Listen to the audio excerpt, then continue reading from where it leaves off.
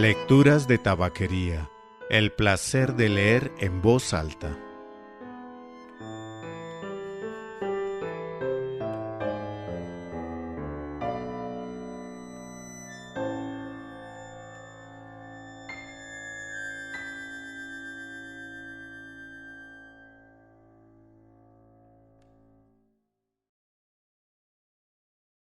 Soy Mauricio Duque Arrubla. Usted escucha Lecturas de Tabaquería, el podcast de lecturas en voz alta.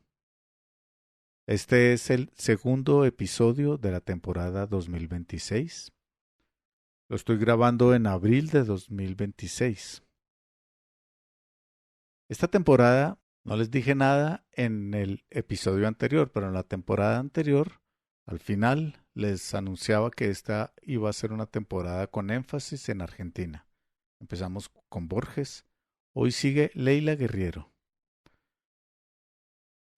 De su libro Frutos extraños, en una edición ampliada y corregida,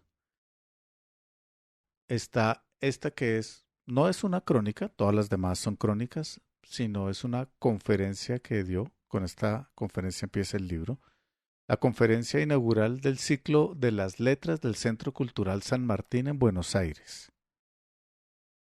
Y cuenta algo de su vida y es una lectura larga. Así que vamos. Mi Diablo, por Leila Guerriero.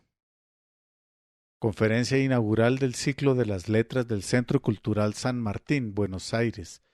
Leída el 11 de abril de 2017. Publicada en la revista de la Universidad de México, en junio de 2017. Escribo como si boxeara. Hay una rabia infinita dentro de mí, una violencia infinita dentro de mí, una nostalgia infinita dentro de mí, una furia infinita dentro de mí, un arrebato ciego dentro de mí. Porque siempre, siempre, siempre escribo como si boxeara.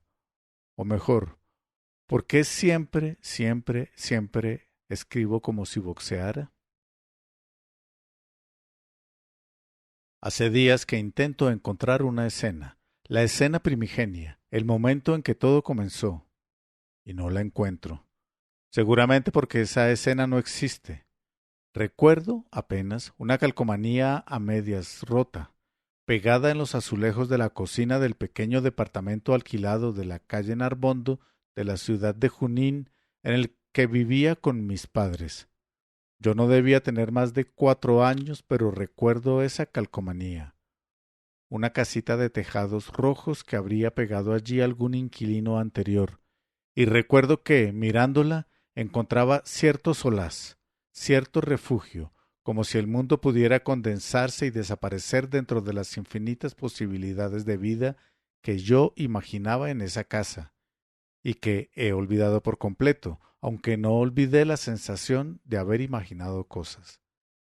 Y recuerdo también a mi padre sentado a mi lado en la cama, antes de dormir, leyéndome en voz alta las historietas del Arguirucho, del Pato Donald, de la pequeña Lulú, que fue así como descubrió que me había quedado sorda, porque me hacía preguntas sobre lo que acababa de leerme y yo seguía con la vista fija en las tiras, sin responder. La sordera no duró mucho, pero me pregunto ahora si era sordera o si ya era todo lo que fue después, abstracción, abducción, inmersión en esos mundos a los que yo agregaba fantasía y que, ingenuamente, creí construir cuando en verdad era víctima de ellos, cuando esos mundos me construían a mí. Pero todo eso no importa, es un comienzo falso, innecesario, algo que escribí solo porque no quería ir directo al tema, porque el tema implica revolver armarios viejos, hundir los dedos en el polvo de fantasmas pasados, revisar tiempos remotos para entender algo imposible. ¿Qué cosas hubo que leer y escuchar y ver y pasar para que este oficio de escribir, resultara en algo con voz y mirada propias? De modo que no vengo a preguntarme cómo fue que empezaron las cosas, sino quiénes fueron mis maestros y mis héroes, aquellos que con su forma de ver el mundo construyeron y construyen mi forma de verlo y de contar. Vengo a preguntarme qué materiales hay en lo que escribo y por qué son esos y no otros y de dónde provienen. ¿Qué hay en ese tejido en el que se mezclan una infancia de Apache en un pueblo de provincias, la melancolía de todos los domingos de la tierra, la esquizofrénica biblioteca de la casa de mis padres, el combinado de mi abuela en el que escuchaba tanto a Beethoven como a las estrellas del Festival de San Remo, las revistas como El Tony y D'Artagnan que consumía cual drogadicta, las noches de insomnio cazando liebres en el campo con escopeta de 2 caños a bordo de un rastrojero azul, y las tardes de verano amarillas y celestes en la pileta del golf, haciendo la plancha boca arriba, encandilada por el sol, sintiéndome tan feliz que en el fondo era como estar triste. Por entonces tenía algunos héroes. Jacaroe, por ejemplo, un personaje de historieta guionado por Robin Wood, cuyo nombre se traducía como Viento de la Noche. Un hombre hermoso y rubio, de patillas largas, criado por los indios de América del Norte, que tenía una puntería escalofriante, era parco y nómade, y vagabundeaba por el oeste americano, primero buscando revancha de quienes habían aniquilado a su familia, y después, supongo, solo por vagabundear. Ni indio, ni blanco, ni de aquí, ni de allá. Yo soñaba con ser como él, vivir de lo que llevara en mis alforjas y vagar sin rumbo. Otro de mis héroes de historieta era Nippur, un guerrero sumerio que había abandonado Lagash, la ciudad de las blancas murallas, luego de que fuera invadida por el pavoroso rey Lugal Sagisi. Exiliado eterno de un sitio que añoraría siempre, Nippur solo tenía una espada, sed de venganza y errancia impenitente. A ellos se sumó poco después el héroe magno, el corto maltés. Iba a escribir el personaje de Hugo Pratt, pero me cuesta decirle personaje porque como a otros, Madame Bovary, Frank Bascombe, lo conozco más que a mi vecino del segundo piso. De todas las cosas que me gustaban del corto, que anduviera ligero de equipaje, que fuera tan parco y tan valiente, que no tuviera casa ni ataduras, que se sacudiera la adversidad de los hombros como si la adversidad fuera un pequeño inconveniente.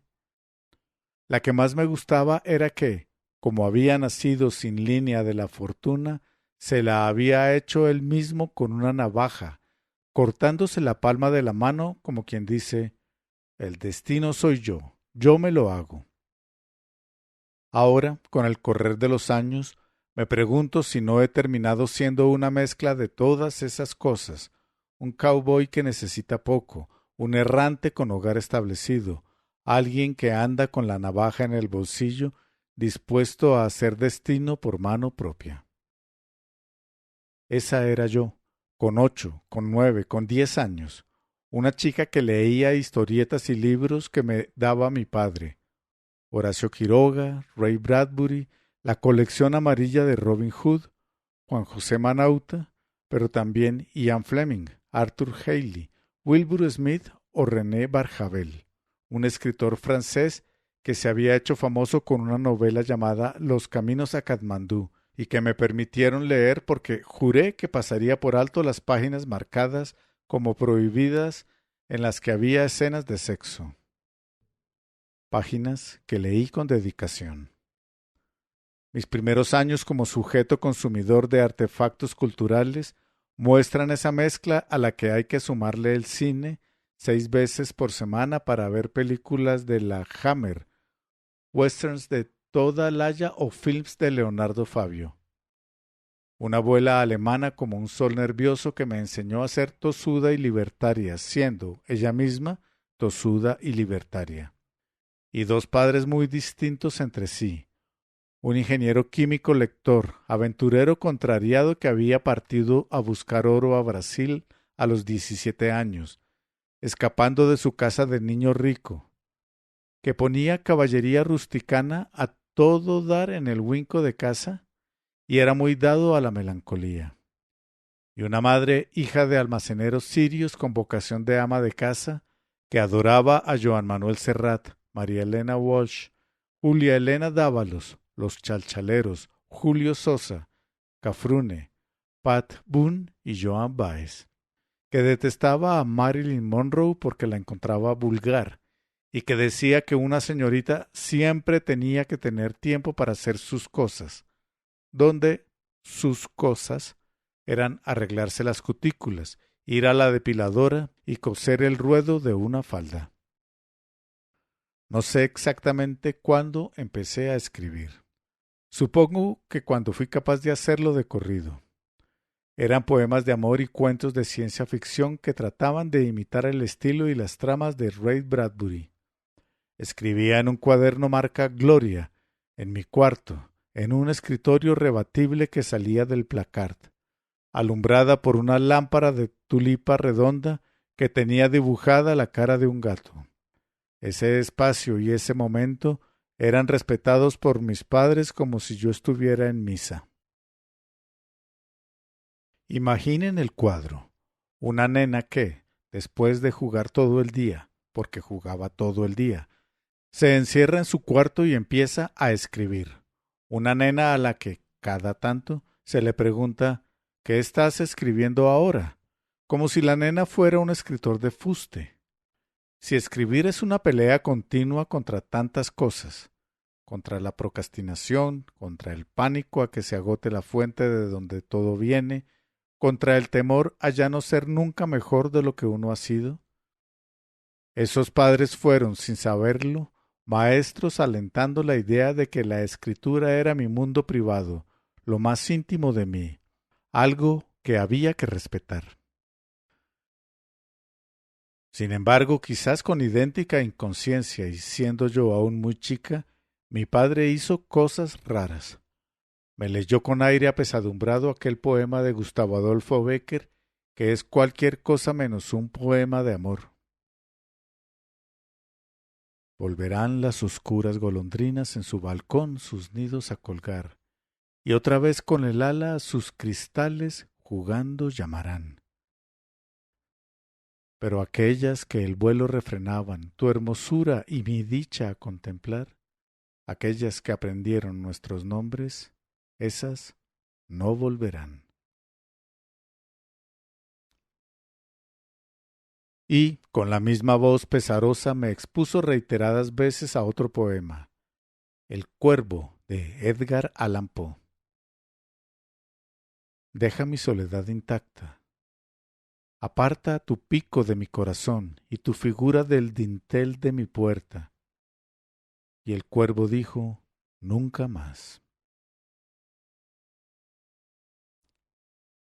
Rastrear qué marcas dejaron en lo que escribo esas dos lecturas tempranas sería inútil, pero sé que me inyectaron la lucidez atroz del paso del tiempo y de las oportunidades perdidas, que me inocularon con la pérdida total de la esperanza y la evidencia de que la voluntad no sirve para casi nada cuando hay que avanzar por el desfiladero del destino, y que construyeron una forma de ver el mundo en la que cosas como la candidez o la inocencia ya no serían posibles.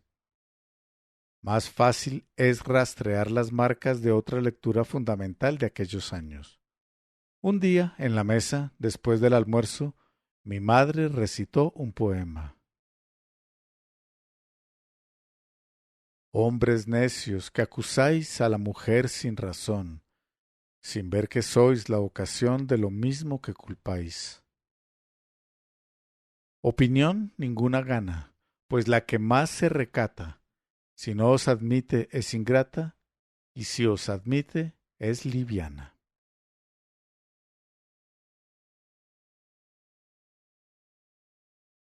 Yo pregunté qué era eso. Me dijeron Sor Juana Inés de la Cruz, y me fui directo a buscar entre los libros del colegio secundario de mi madre, que guardábamos en la biblioteca, y de donde yo leía, como una posesa, a Góngora, a Quevedo, a Lope de Vega, a Lorca, a Miguel Hernández y a Machado. El poema parecía escrito por mí, alguien que empezaba a crecer en un pueblo en el que el combustible que hacía avanzar la relación entre ambos sexos era la hipocresía. En Junín, el prestigio de una chica podía aumentar o irse al cuerno exactamente con el mismo acto, permitir que un varón te diera un beso de lengua. Las cocardas o deméritos del prestigio femenino fluctuaban dependiendo de la situación o del chico, de la cantidad de tiempo que hubieras pasado con él, de dónde te hubiera dado el beso, si en tu casa, si en tu auto, si en el cine. A veces la misma cosa estaba bien o asquerosamente mal. Hace un tiempo escribí en el diario El País una columna llamada Siete menos, que decía: en Colombia nos arrojan ácido, en Chile nos arrancan los ojos, en mi país nos prenden fuego. Cada quien cultiva sus bestias. Los hombres nos matan también otras cosas. Nos mata la leche infectada que tragamos a diario y que hace que, a todos, nos parezca normal que en las publicidades las mujeres laven ropa y los hombres salgan a conocer el mundo. Que hace que nadie encuentre rastros de sumisión jurásica en la frase, repetida por hombres y mujeres: tener un hijo es lo más maravilloso que puede pasarle a una mujer. Que hace que los periodistas sigamos prohijando artículos sobre la primera mujer conductora de metro, como quien dice: miren, no son idiotas, pueden accionar palancas. Que hace que el cuerpo de una hembra joven parezca más vulnerable que el de un macho joven. Que hace que si dos mujeres viajan juntas se diga que viajan solas. Nos mata esa leche infecta que, más que leche de cuna, parece una profecía sin escapatoria. Cuando leo esas cosas, reconozco la sublevación satánica que sentí al leer los versos de Sor Juana, y sé que encendieron, y aún alimentan, esa furia sagrada dentro de mí. Pero ¿de dónde viene, por ejemplo, mi voluntad casi maníaca de ir contra el prejuicio y el lugar común? ¿De dónde sale el aparato de demolición de mis propios preconceptos que hace que, si tuviera que entrevistar a Karina Jelinek, no daría por sentado que fuera tonta, así como no di por sentado, cuando fui a entrevistar a Nicanor Parra, que fuera un genio? ¿Tiene eso que ver con haberme criado en un pueblo donde el pasado condenaba a todo el mundo, donde la gente que a mí me parecía interesante era, para los demás, reprobable o peligrosa? A veces los maestros no son un hombre ni una mujer, sino una circunstancia, un espejo deforme al que no queremos parecernos y al que, en cierto modo, buscamos destruir. Poco después leí a Rimbaud. Me enamoré de él con un amor físico y duro. Iba con mi ejemplar de Una temporada en el infierno a todas partes, y repetía aquello de toda luna es terrible y todo sol amargo, como si a los 13 alguien pudiera entender el significado de esos versos. Vivía, como los locos, en dos mundos. En uno era buena alumna, tenía amigos, salía a bailar, me enamoraba.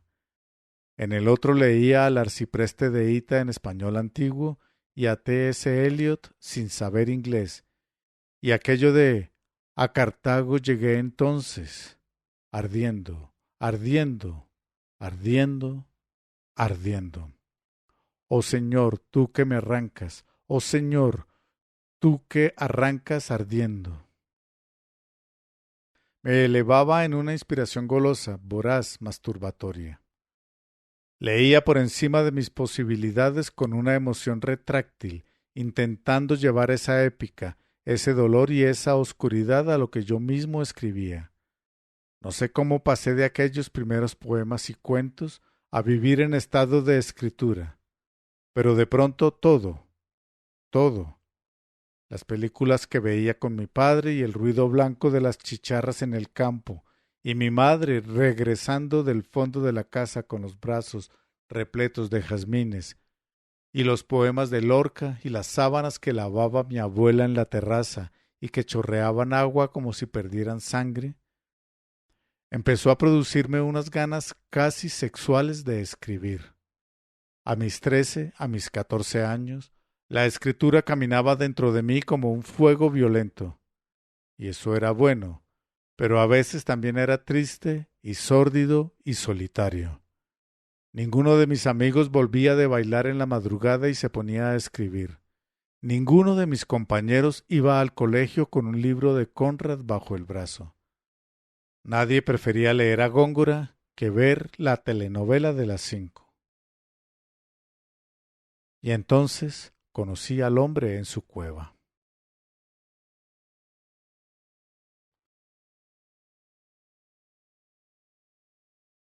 Un maestro es inevitablemente un héroe.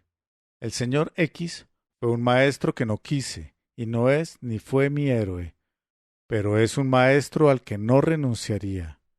Llegué a él por un curso de fotos que dictaba su mujer.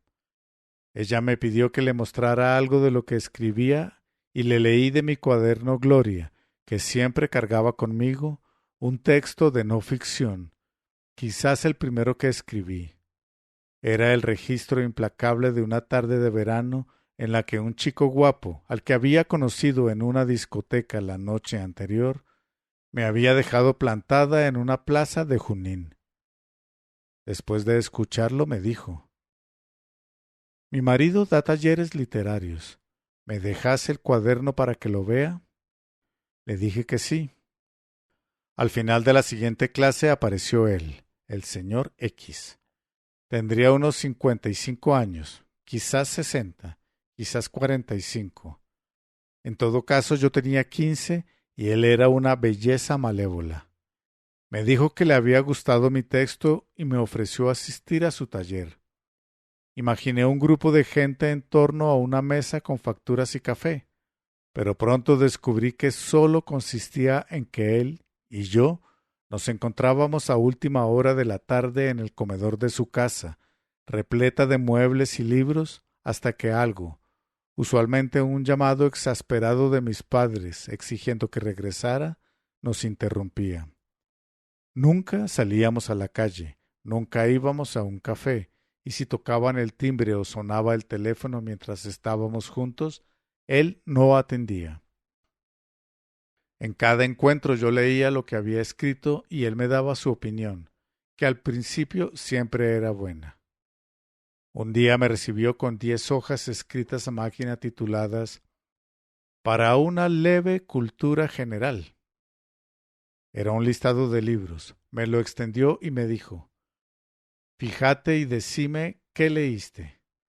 Figuraban el Cándido de Voltaire, el Adolfo de Benjamín Constant, Thais, la cortesana de Alejandría, y la isla de los pingüinos de Anatole France, Lo rojo y lo negro y la cartuja de Parma de Stendhal, la antología de la literatura fantástica de Bioy, Borges y Silvina Ocampo, Nabokov, Dostoyevsky, Faulkner, Flaubert, Mauriac, Bioy Casares, Kant, Melville, Joyce, Heidegger, Freud, Sartre, Camus, Simone de Beauvoir, Cortázar, Antonio Di Benedetto, Truman Capote, Kafka, Chekhov, Rulfo, Rodolfo Walsh, Guy de Maupassant, Paul Lagerbielst, Alejandro Dumas, Mario Vargas Llosa, Julio Ramón Ribeiro, Manuel Puig, Balzac, 100 más. Recorrí las páginas y dije en un par de ocasiones: «Este lo leí».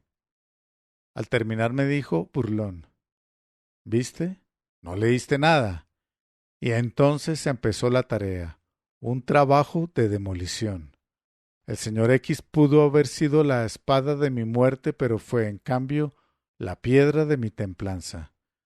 Yo llegaba cada lunes en mi enorme bicicleta color mostaza, las botas de gamuza por fuera del jean, el suéter amplio, y él me decía que, así vestida, parecía una chirusa. Yo no le hacía caso. Después comentábamos el libro que tocaba leer esa semana. Él me hacía preguntas que yo siempre respondía mal. Me preguntaba, por ejemplo, ¿qué es Tazio en Muerte en Venecia. Y yo respondía, un chico. Y él me decía, no entendés nada. Un día le comenté que Meursault, el protagonista de El extranjero, me había parecido un pavote que se había metido en problemas por un golpe de calor, y me dijo, ese es un comentario de ignorante. Yo me enfurecía, pero sobre el terreno de mi enervamiento, él esparcía sus esporas y me hablaba de Camus y del existencialismo y de la moral y de la culpa durante un buen rato. Un día me dijo, vos sos un diamante, y me puse contenta. Enseguida agregó, como el diamante, estás en bruto. Nada de todo eso me daba vergüenza, más bien alimentaba un odio hermoso, refulgente. Cuando yo creía que había aprendido algo, él saltaba enfebrecido sobre mi yugular y abría otro canal por el que sangraba una hemorragia de ignorancia plena. El señor X me hizo leer los clásicos a una edad en la que uno solo debería leer a los clásicos. Me enseñó el respeto por la disciplina y por la tradición, diciendo que no podía leer a Cortázar sin saber quién era Chejov, que aunque lo que Cortázar escribía me pareciera fácil, era producto de horas de tecleo sobre la máquina. Hablaba de los autores como si hubieran sido sus amigos. Había un fulano que se llamaba Kant, decía. Oh, ¿sabías lo que hizo Joyce el día que la Giselle Freud se le presentó en la casa para sacarle fotos? Y yo, que a duras penas sabía quién era Joyce y que no tenía la menor idea de quién era Giselle Freud, decía, no. Y él respondía, ¿ves que no sabes nada? Pero a continuación me contaba la historia. Para el señor X no había nuevos sin viejos, vanguardistas sin perimidos. Así me hizo leer enterito a don Miguel de Unamuno, a Ortega y Gasset, a Leonormand, a Jean Cocteau y a Jardiel Poncela. Me recitó en latín y en griego, idiomas que yo no entendía, solo para que conociera la música de esas lenguas, y me enseñó la historia de la fotografía y del cine. De él escuché por primera vez el nombre de Diane Arbus, y si mis padres repetían que Bergman era un sueco aburrido, el señor X me hizo leer los guiones de sus películas en una edición de Sur, que me regaló y que conservo, y dentro de la cual hay una antigua hoja de nogal reseca. Y después me preguntó si, cuando huye el día, me parecía el producto de un sueco aburrido. Tenía dos lemas, uno que había tomado de Descartes, bien vivió quien vivió oculto. El otro supongo que inventado por él era, entre la espada y la pared siempre se puede elegir la espada. Esas dos frases me recuerdan hasta hoy que mi labor no es brincar de fiesta en fiesta, sino permanecer oculta y escribiendo, y que hay que responder con el cuerpo, el alma y la cabeza a las consecuencias de todo lo que hacemos, a las consecuencias de todo lo que escribimos. Porque la vida es en picado y sin excusas. Pero lo más importante que hizo por mí el señor X fue decirme un día, yo sé lo que te va a pasar a vos. Si no logras vivir de la escritura, vas a ser una infeliz. No dijo una persona infeliz, dijo una infeliz. Y yo tomé nota y entendí la diferencia. Para entonces, hacía rato que ninguno de mis textos le gustaba tanto como le había gustado aquel del principio, el del plantón en la plaza. Pero si mi escritura no era lo que él esperaba de mí, sí era lo que yo esperaba de mí. Con enorme soberbia juvenil, con una seguridad que salía de las profundidades de una tosudez de abismo, yo no dudaba, y me había transformado en alguien peligroso. Estaba empeñada en deslumbrarlo. Un día escribí un cuento imposible para una chica de mi edad. Una voz masculina hablaba de una mujer y decía cosas sobre esa mujer y sobre su relación con ella, que eran las que podría haber escrito un hombre de 40 años con 2 o 3 matrimonios encima. No alguien de 15 con unos novios mansos en su haber. Llegué a su casa, se lo leí y se quedó mudo. Me dijo, es perfecto. Y yo sentí que ese era el final de la batalla. Un par de meses después llegué hasta su casa en bicicleta. Toqué timbre. Él salió, sorprendido. Yo nunca llegaba sin avisar, no se podía. Le dije que me iba de vacaciones con mis padres, que estaría ausente por 2 semanas. Me miró con sus ojos azules de lobo del Ártico y me dijo, rabioso, «Vos no vas a volver». Le dije, «¿Qué decís?» Y él me dijo, «No se dice ¿qué decís? Así hablan las chiruzas». Le dije, «Me gusta viajar». Y él, con un rencor que sólo el paso de los años me permitió entender, me hizo una pregunta que todavía me persigue. ¿Para qué viajas? ¿Para mirar paisajes? Después cerró la puerta y yo me fui. Pasé 2 semanas en Uruguay leyendo a García Márquez, como si quisiera borrar las huellas de un crimen, y no volvió a verlo nunca más. Hasta que en los primeros años de este siglo, durante la presentación de un libro que acababa de publicar, lo vi entre el público. Esperó a que todo terminara y cuando no quedaban más de 2 o 3 personas se acercó. Me saludó, me felicitó y me dijo 3 palabras en latín. Las 3 primeras palabras de los versos que solía recitarme décadas atrás y que son el comienzo del poema fúnebre del emperador Adriano. Anímula, vágula, blándula. Pequeña alma cambiante y vagabunda, huésped y compañera de mi cuerpo, descenderás a esos parajes pálidos, rígidos y desnudos, donde habrás de renunciar a los juegos de antaño. Yo le firmé el libro, le dije gracias y me fui. Todavía me pregunto si en aquellos años, cuando yo tenía 15, él se hubiera detenido. Sí, en caso de haber notado en mí debilidad, daño o destrozo, se hubiera detenido. Y creo que no. El señor X no hizo nada bien, pero hizo todo bien. Aprendí de él la retorcida naturaleza humana, capaz de ansiar la destrucción de lo mismo que anhela. Y fue el primero de todos los hombres a los que conocí que me dijo, de infinitas formas, hay más cosas entre el cielo y la tierra de las que tu filosofía puede imaginar. Me llevó hasta el borde y, sin medir ninguna consecuencia, me empujó. Solo que yo no caí al abismo, pasé al otro lado del espejo. Él no quería mi bien, quería vencerme, pero, aunque no estaba en sus planes, fue él quien me descubrió que esto que hago, la escritura, es más fuerte que yo misma, mi jaula y también mi fortaleza.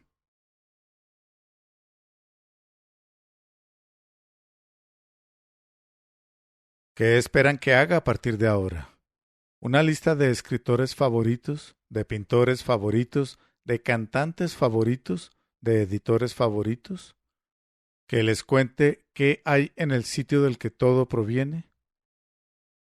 El problema es que yo no sé qué hay y que no quiero saberlo.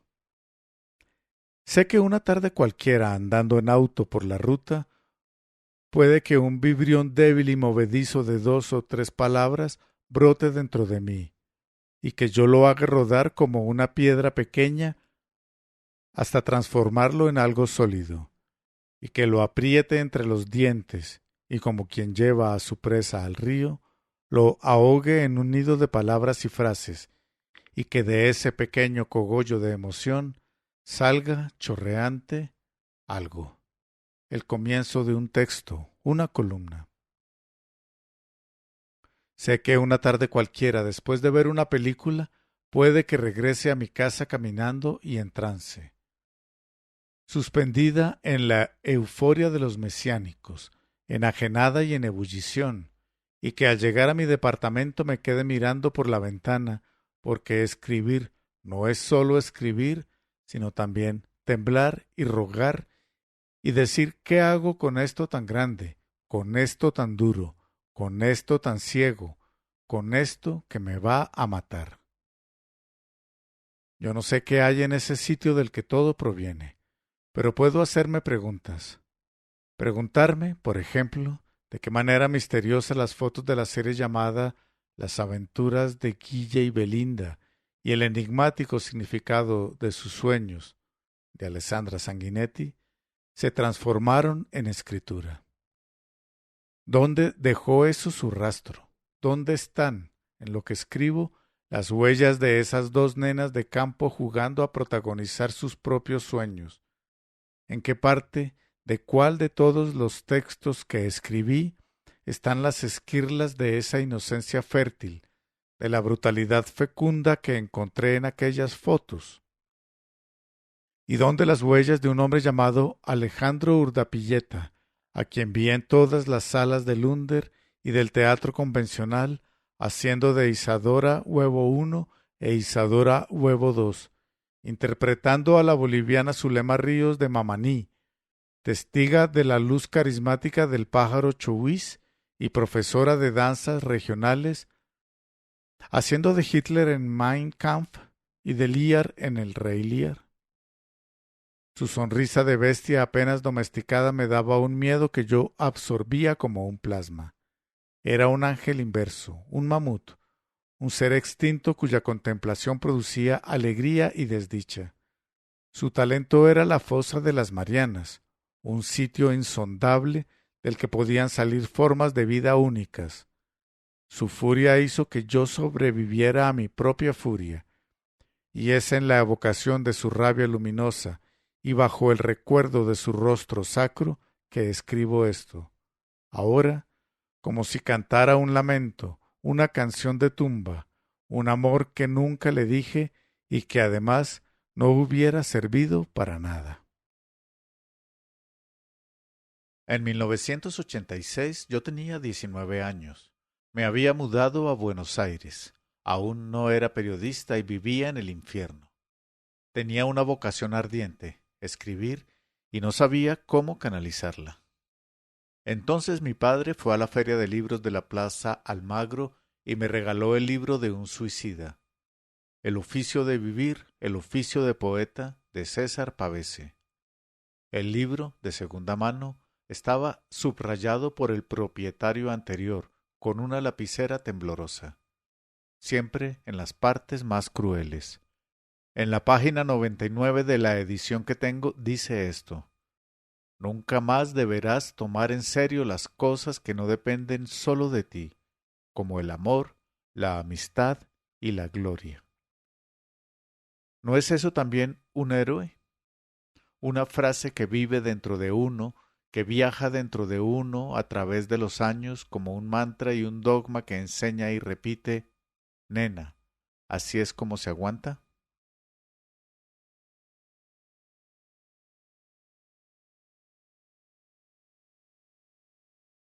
Después, de pronto, a principios de los 90, me hice periodista.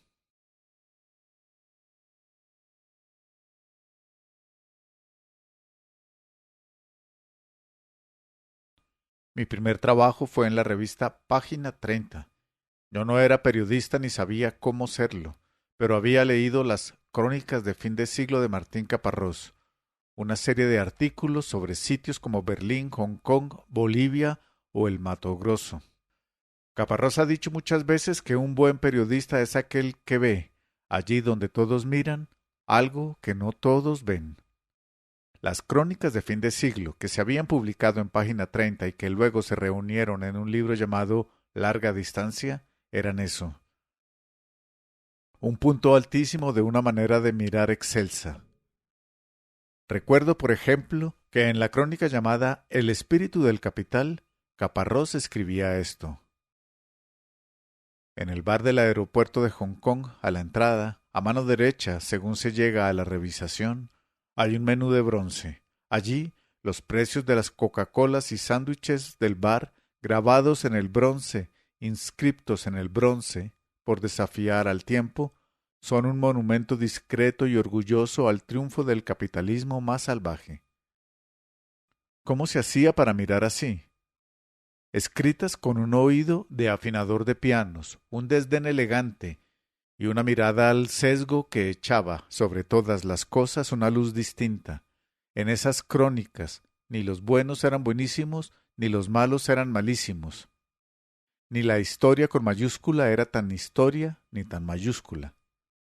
Por aquellos días en los que el periodismo empezó a ser la excusa perfecta para meterme en la vida de las monjas y de las mucamas, de los actores y de los presos, y en los que la escritura de ficción empezó a quedar atrás porque el periodismo sació un hambre de realidad que yo no sospechaba que tenía, estudiaba los textos de Caparrós con la minucia de un arqueólogo y la impunidad de un alumno predador, poniendo atención a la manera en la que él presentaba o describía a tal personaje, a la forma en la que resolvía un cambio de tiempo o de escenario. Leyéndolo, no sólo me educaba, sino que conseguía altas dosis de algo que, sin pudor ni vergüenza, puedo llamar inspiración. Pero la memoria es una máquina de repartir injusticia.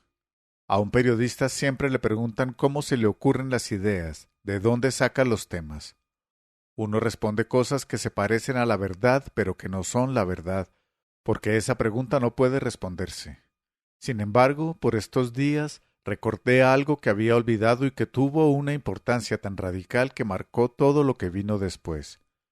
En los años 90, un periodista llamado Fabián Polosecchi hizo 2 programas de televisión, El otro lado y El visitante. Me gustaba la forma en que hablaba con la gente, con una empatía discreta y distante. Era parco, fino, y parecía repleto de una desazón y una fatiga que dejaban siempre flotando la idea de que nada tenía mucho sentido, pero que, a pesar de todo, había que seguir. Un día en uno de esos programas Polosecchi bajó al sistema de desagües de la ciudad de Buenos Aires y habló, allí, con personas que vivían de recoger lo que a los ciudadanos de la superficie se les resbalaba por las cañerías, cadenitas, alianzas, aros.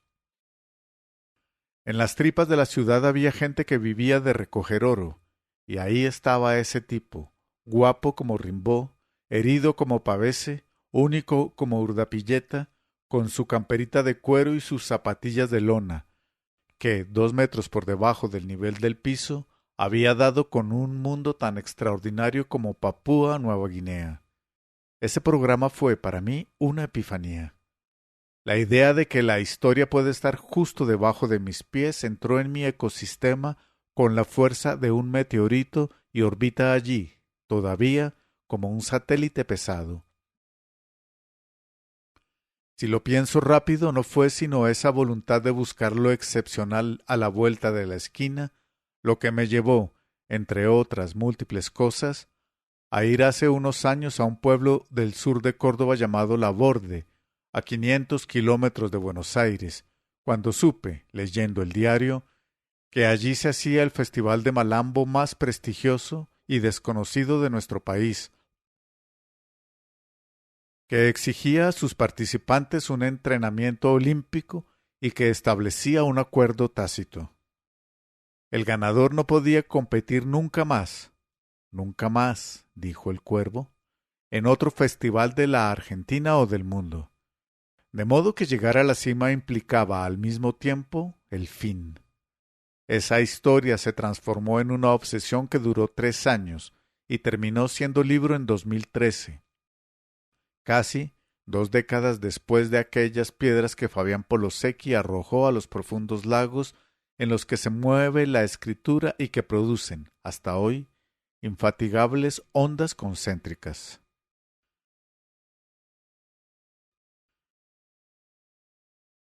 A veces miro mi biblioteca y siento vértigo, porque si uno es producto de lo que lee, supongo que yo no escribiría igual.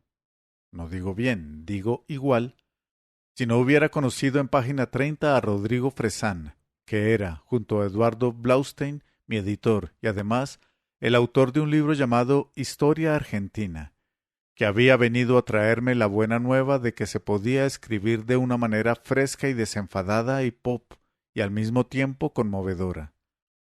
Una manera en la que yo no sabía que se podía escribir, o, digamos mejor, una manera en la que yo no sabía que se podía escribir para publicar. Un día en la redacción de página 30, Fresán hizo un larguísimo y fundamentado elogio del cantante español Rafael, que para mí era poco menos que un payaso, y así entendí dos cosas. Que la ausencia de prejuicios es un arte para el que hay que tener coraje, y que el bien más preciado de un periodista es la construcción de un criterio propio. Pero Fresán, sobre todo, decía cosas.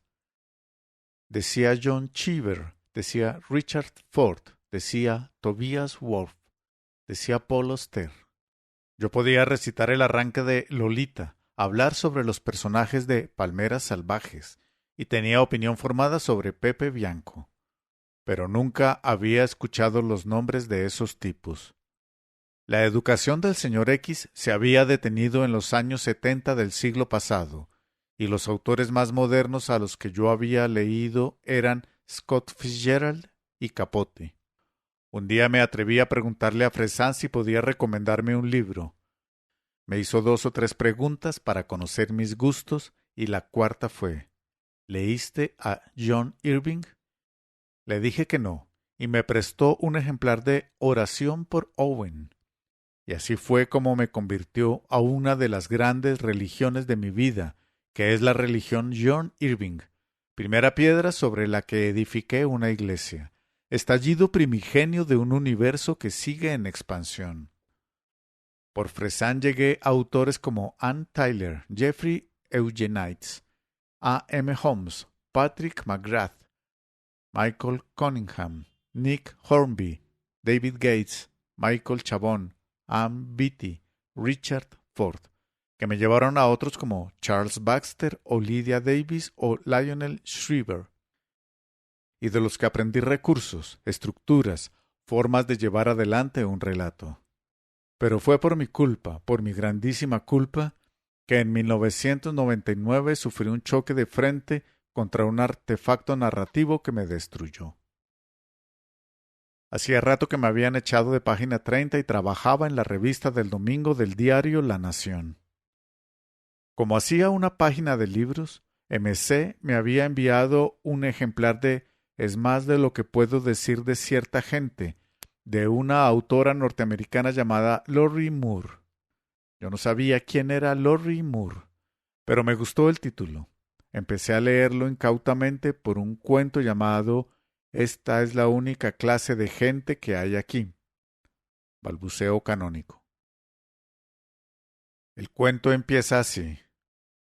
Comienzo. La madre encuentra un coágulo de sangre en el pañal del bebé. ¿Qué es esta historia? ¿Quién lo puso aquí?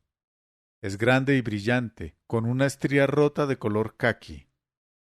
Durante el fin de semana el bebé estuvo como ausente, como flotando en el espacio, pálido y de mal humor.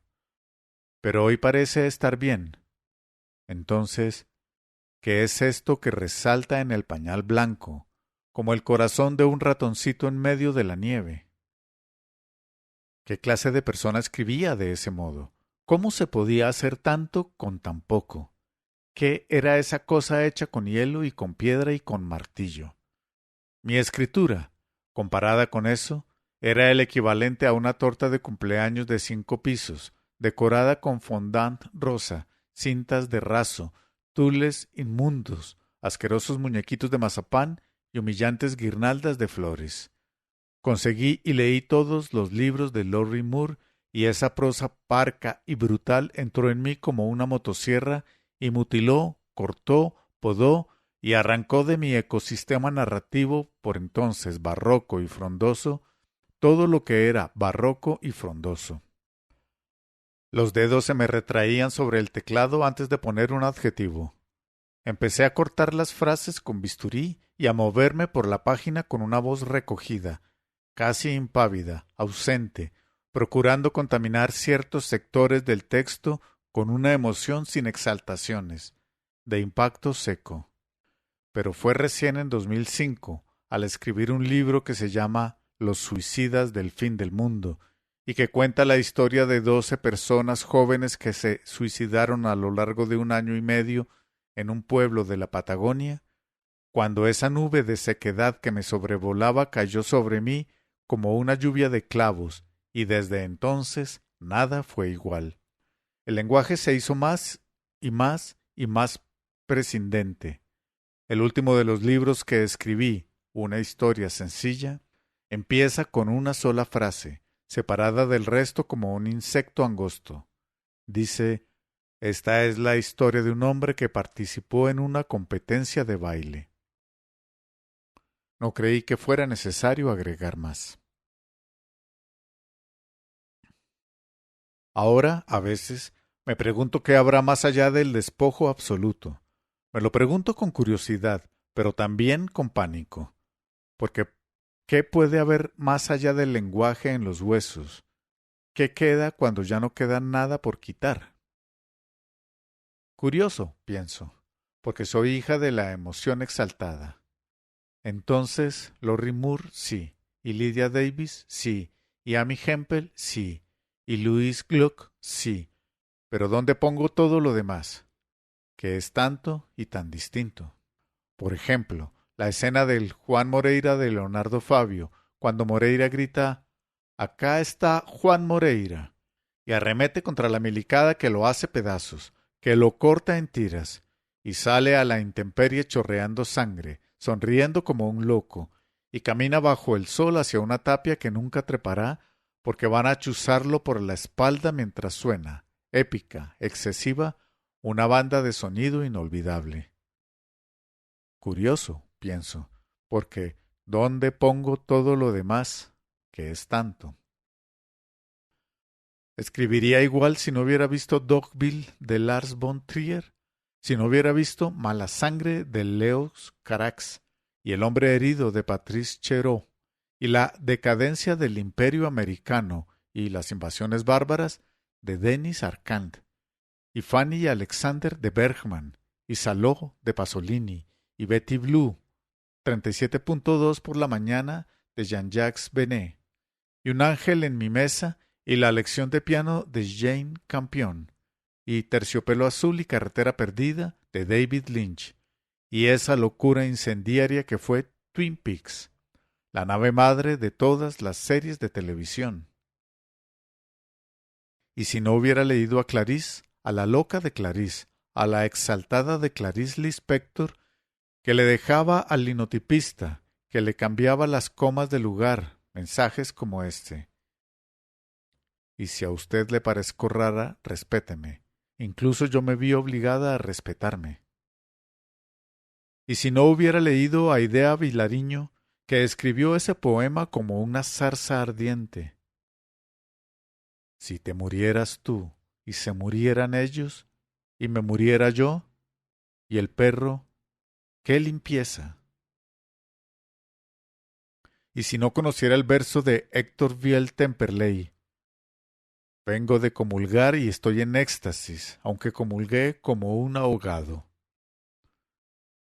Escribiría igual si no hubiera visto la escena de la muerte de Molière, la sangre en arcadas mudas sobre la camisa blanca, mientras los actores de su compañía lo arrastran por una escalera interminable en ese film de Ariam Nushkine, que dura 4 horas y que viene el cine Libertador de la calle Corrientes, clavada en la butaca como si me hubieran hecho una maldad o un hechizo. Escribiría igual sin esa escena que me hizo pensar: quiero hacer alguna vez con alguien esto que está haciendo ella conmigo, es decir, matándome.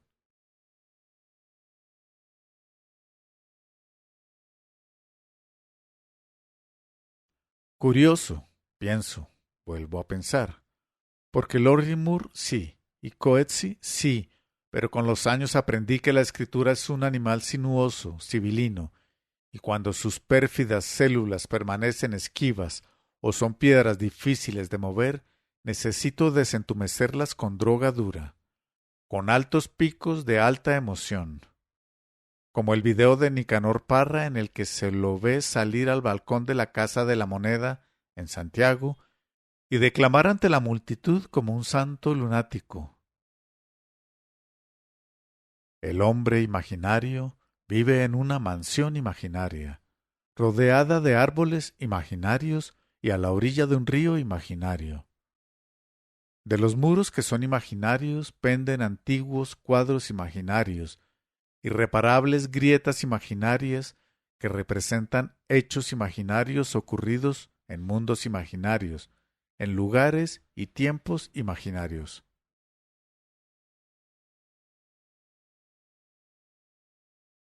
O como el comienzo del libro Conquista de lo Inútil de Werner Herzog, un canto de horror a la naturaleza amazónica que dice: en este paisaje inacabado y abandonado por Dios en un arrebato de ira, los pájaros no cantan, sino que gritan de dolor, y árboles enmarañados se pelean entre sí con sus garras de gigantes, de horizonte a horizonte, entre las brumas de una creación que no llegó a completarse.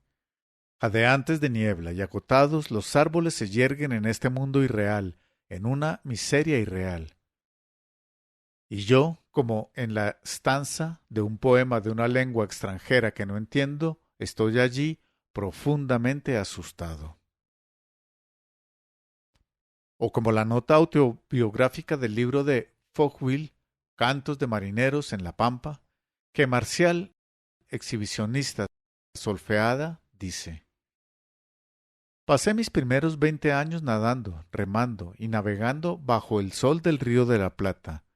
Eso arruinó mi piel, cuyo envejecimiento prematuro, que fue instrumento de seducción hace 20 años, es ahora un testimonio del estado del alma que me ronda. Durante 17 años fui objeto del psicoanálisis y eso me acostumbró a ser mal entendido. Durante más de 15 años fui fumador de pipa y eso fue deformando mis maxilares hasta arrasar mi dentadura.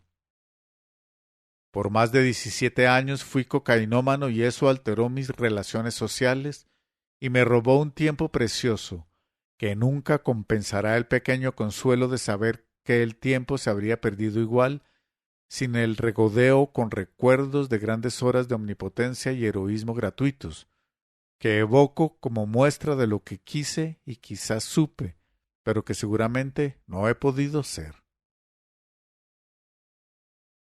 Cuando las células de la escritura permanecen esquivas, leo una o algunas o todas esas cosas, y mi valentía se alza desde el fondo de mí como una cobra, y escribo.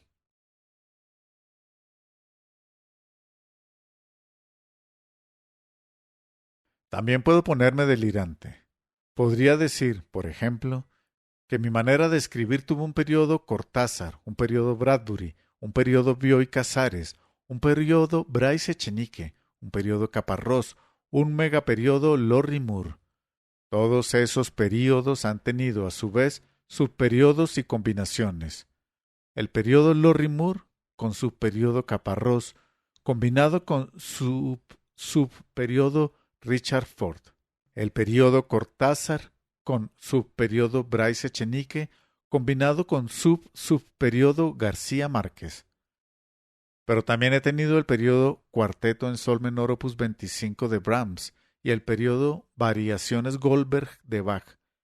En el periodo David Lynch, el periodo Drácula de Francis Ford Coppola, el periodo Lars von Trier, el periodo Edward Hopper, el periodo Leonard Cohen, el periodo Tim Burton, el periodo Pearl Jam y hasta el periodo me fui de vacaciones a Indonesia, me quiero quedar a vivir ahí y estoy deprimida porque no me atrevo a hacerlo.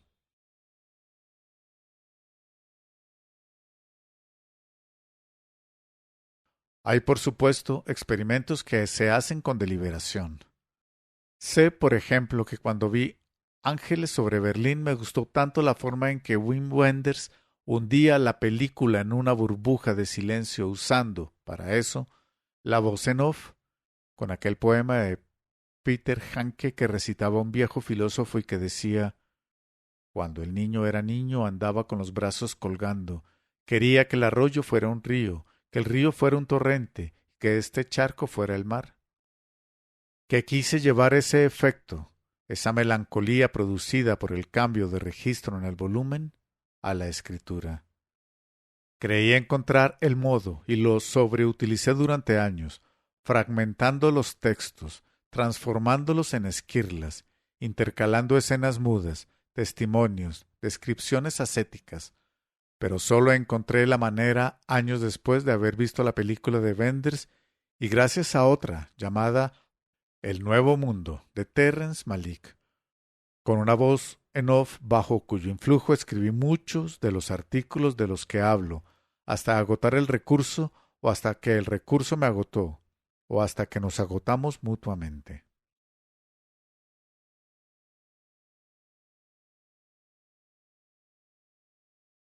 No sé cuándo hice mía una frase que alguna vez leí y que se le atribuía a Jack London.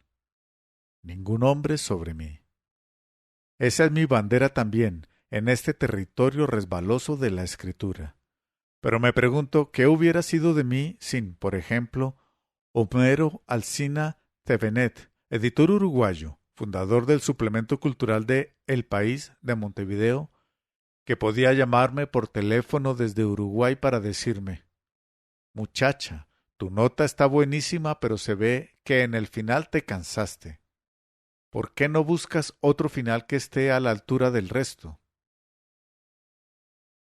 ¿Qué hubiera sido de mí sin Elvio Gandolfo, mi primer editor, para un medio extranjero que me dijo: tu nota está fenomenal, pero si te piden 10.000 caracteres no escribas el doble. Cuando cortas a la mitad, la estructura cambia por completo. ¿Y qué hubiera sido de mí sin Hugo Becacheche, editor del suplemento cultural de La Nación, que, cuando yo recién empezaba a trabajar en el diario y me vio encandilada con temas de pobreza, villas miserias y muertos, me dijo: no te olvides que no hay nada más marginal que una recepción de gala en el Ritz. Y me abrió una nueva forma de ver el mundo.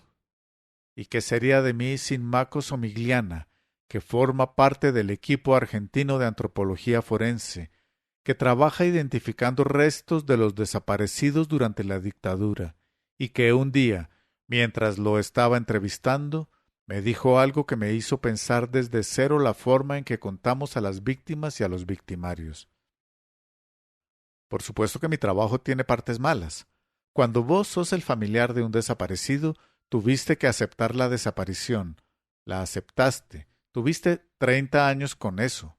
Te acostumbraste.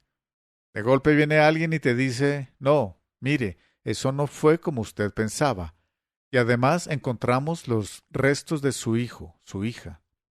Es una buena noticia, pero te hace mierda.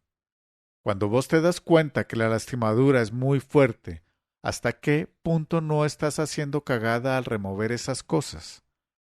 Pero no hay nada bueno sin malo, lo cual se lleva a la otra posibilidad mucho más perturbadora. No hay nada malo sin bueno. ¿Y qué sería de mí sin Roberto Arlt, de quien aprendí la prepotencia del trabajo y la mirada insomne? ¿Y qué sería de mí sin Rodolfo Walsh, y sin Susana Orleán, y sin la delicadeza del lirio de Joan Didion? ¿Y qué sería de mí si jamás me hubiera topado con la serie de cuadros llamada Nadie olvida nada, de Guillermo Kuitka, donde, en medio de espacios abrumadores, pequeñas figuras humanas parecen sorprendidas en el mundo exangüe y tenso de una tragedia que acaba de empezar? ¿Y qué sería de mí sin Matías Rivas, poeta chileno, editor, y mi editor, que un día en Santiago me dijo: un buen editor es un tipo que trabaja con animales salvajes, que hace que los animales salvajes produzcan y que nunca los domestica? ¿Qué sería de mí sin su convicción de que puedo hacer hasta lo que no puedo, sobre todo lo que no puedo? Sin su capacidad de envalentonarme, sin su perfidia delicada, sin su elegancia de punk llegado de un futuro sin futuro, sin sus mails insomnes que, en la quietud de las horas desesperadas, me han sacado de profundidades donde solo hay lodo y dolor blando e invisible.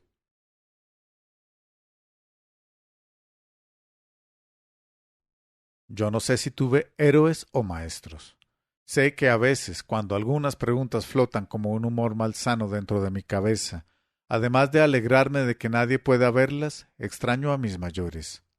A Piglia, por ejemplo, a alguien que no daba consejos, pero que podía darse cuenta de todo y entonces decir, cuidado, o no te preocupes, eso no va a pasar.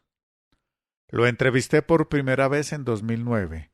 Él acababa de sacar Blanco Nocturno, su primera novela desde Plata Quemada, que era de 1997. Estábamos hablando desde hacía rato cuando le pregunté, ¿hubo un momento en el que te sintieras escritor, en el que dijeras, ya está? Piglia me casó al vuelo. Entendió que yo quería preguntarle algo que no se puede preguntar, que yo quería preguntarle cómo se hace para seguir siendo Piglia después de ser Piglia, cómo se sigue escribiendo después de Respiración Artificial, su novela de los 80. Entendió que quería preguntarle si con la publicación de Blanco Nocturno se sentía temeroso, si dudaba, si se preguntaba, ¿soy ahora mejor de lo que ya fui?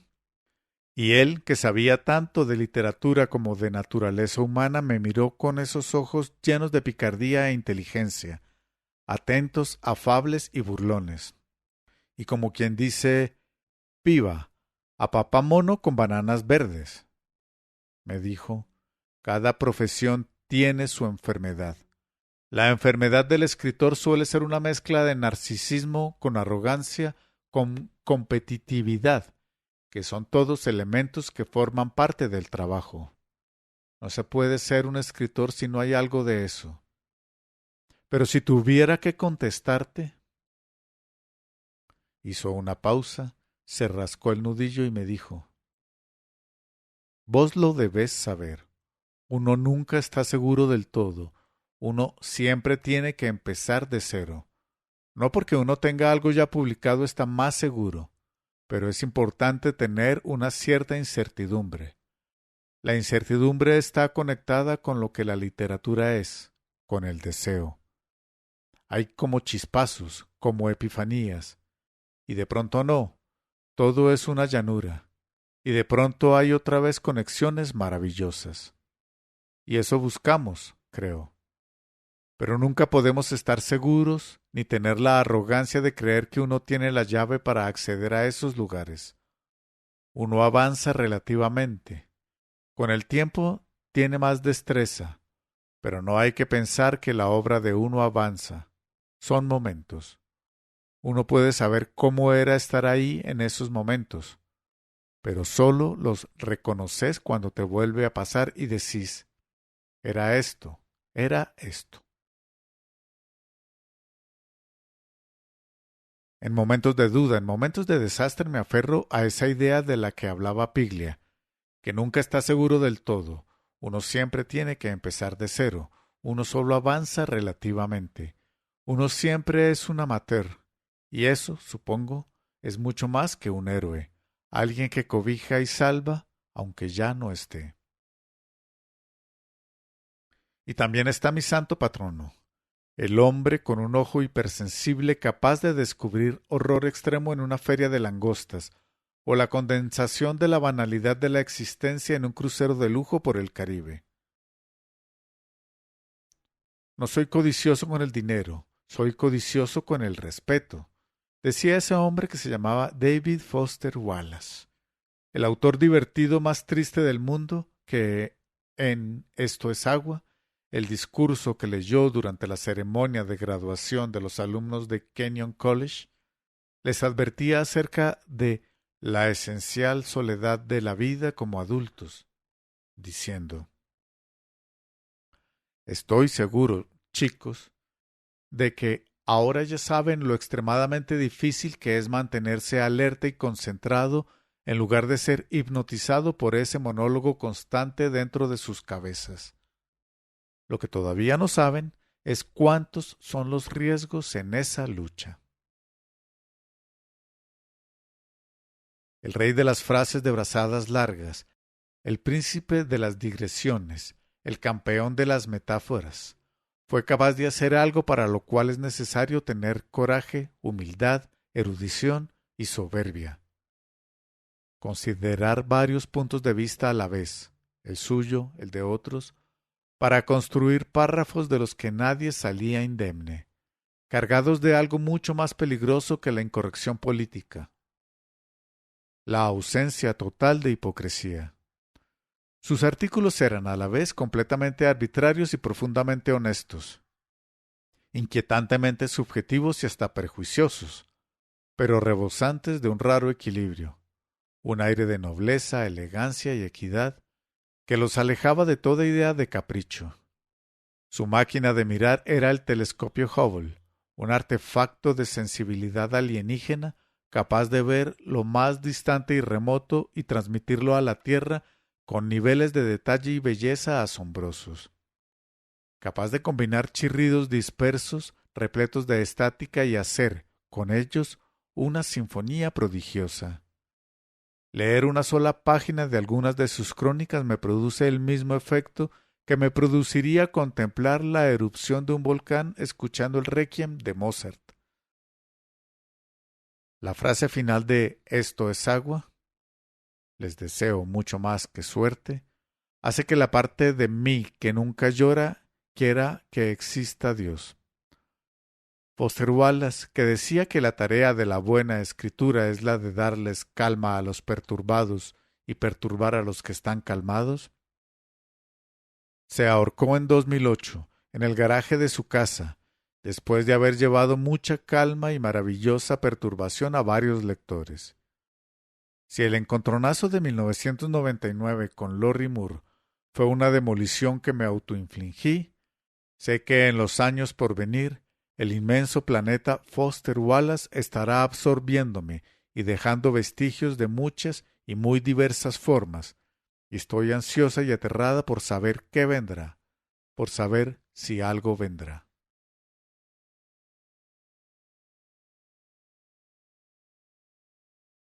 Finalmente, qué sorpresa. Miren lo que había ahí. Después de todo, Juan Moreira y Molière, Lorca y Lorry Moore, Góngora y Urdapilleta, Piglia y David Lynch, mi abuela y el señor X. Suicidas, pintores, Brahms, el Festival de San Remo. Sin embargo, nada de eso explica nada. La pregunta sigue en pie. Escribo como si boxeara. ¿Por qué siempre, siempre, siempre escribo como si boxeara? Hubo un actor español llamado José María Wilches que fue mi primer muerto. Murió en un accidente de autos en 1984 mientras yo estaba de viaje de egresados. Lo vi por primera vez siendo niña en un unipersonal llamado El Bululú, un recorrido por textos clásicos de Cervantes, Lope de Vega, Quevedo. Tenía una forma de decir espesa y dulce, y yo, escuchándolo, entraba en trance. Lo vi cada vez que pude, durante años. Cuando la obra terminaba, corría a escribir, urgida cual ninfómana, tratando de retener ese momento de elevación. Una vez conseguí que alguien me llevara hasta su camarín, en un teatro. Subí unos escalones de cemento, y allí, en un espacio estrecho y precario, estaba él. No me escuchó llegar. Vestía de negro y el rostro, maquillado a medias, parecía una máscara de tiza, la cara trágica de un tuberculoso. Le miré los dientes depredador, rodeados de una boca untuosa y pérfida. Dije, hola. Él se dio vuelta y me miró. Era Satanás. Era bellísimo y fuerte y tenía la pureza del odio y la fragilidad del amor, y unos ojos de maldad exquisita con esquirlas de ternura. Me sonrió, me dijo, hola, nena. Yo miraba el sudor que le caía por la frente. Exudaba sordidez y potencia y daba miedo y soledad. y era puro como una llama y sucio como el asfalto. Y de pronto entendí que lo que hacía ese fauno endemoniado desde el escenario no era llenarme el corazón de euforia, sino de venerable pánico, de completo pavor. Nunca dejé de buscar, en lo que escribo, algo que se vuelva hacia mí, me mire a los ojos y me diga: hola, nena, yo soy tu diablo. No soy nada sin él, sin eso.